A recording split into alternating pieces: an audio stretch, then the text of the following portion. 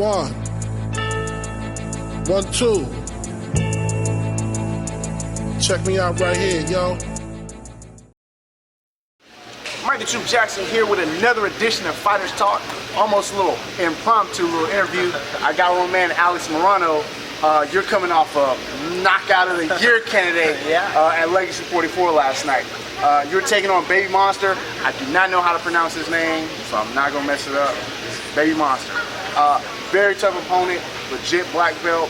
First of all, going into the fight, what was your mindset and what was the strategy going into the fight with someone his caliber? Cool, yeah, so knowing how high level the match was and how well-rounded he was, it was to counter fight. I felt like I was way quicker on the feet and had more of a striking arsenal.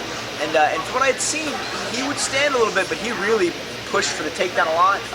And we expected it, but I didn't think it would be so effective.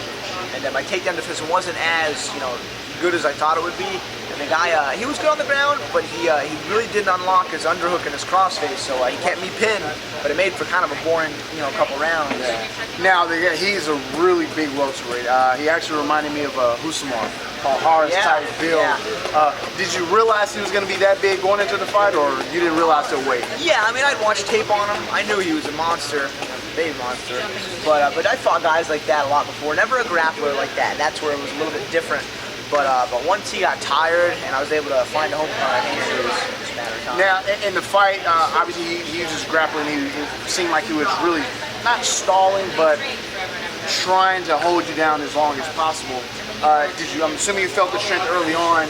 At what point did you feel him kind of fade away, or the strength fade? So it didn't take much for me to keep recovering guard, and I was definitely doing enough to not get mounted or my back taken, but he was really trying to pass, and he was keeping really tight pressure on the top. So I knew it was taking a lot of energy. I didn't know he was that tired until I saw him sort of staggering around in the third. But my coach was telling me he was super tired. But again, I felt great. Other than just like the fight, adrenaline, I had great cardio, and I could have gone 2 more rounds if I had to. Now, between rounds 2 and 3, what did your corner tell you? What kind of advice did they give you? Man, same stuff. Like, don't put your back on the cage. Keep distance, and you gotta land your hands. Like, you gotta put hands on them. Now, right before the knockout, what openings did you see that allowed you to get those shots? In every fight, especially MMA fights, you finally get in front of the guy and you see him close, and you're gonna hit him with the right hand. It's a matter of landing it, and the slower he got, just the easier I was able to hit it. And man, just finally hit it. It was just really a matter of time, him slowing down and then me getting a little more comfortable with the time on the feet. Now walk us through the knockout. It was a beautiful combo that landed. It started off, I believe, with a right hand, and threw a knee, and then it just seemed like so it was he came in, I threw a short right and it hit him behind the ear, and that dropped him. And then I looked for the overhand, hit him, and it dropped him again. And then after that, I clinched. I tried to land a big knee. I've been hitting that in camp, and man, it would have been cool to hit it. But we finally disengaged him with a right hook, right uppercut, and then he threw a 2, and I threw a right hook as hard as my body would let me, and it hit him right in the chin. And dude, it slept him. And then I hit him with that hammer fist just to make sure he was not getting up. He didn't get up, man. That was crazy.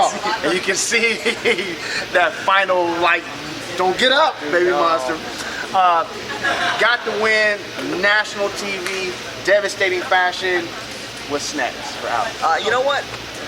Whatever best opportunity presents itself, if not UFC, that's awesome. We love fighting for Legacy. It has been a goal in life to win a championship belt as a professional, and in an organization like Legacy, nationally recognized, 3rd best in the world. Dude, I would love to fight D-Rock. I've been a fan of his forever. I think it'd be awesome to fight him, win the belt, and then UFC after that, awesome. If not, keep fighting and keep making money. I made some good money for this fight too. There you go. That's what I'm talking about. Awesome. Alex Morono, man.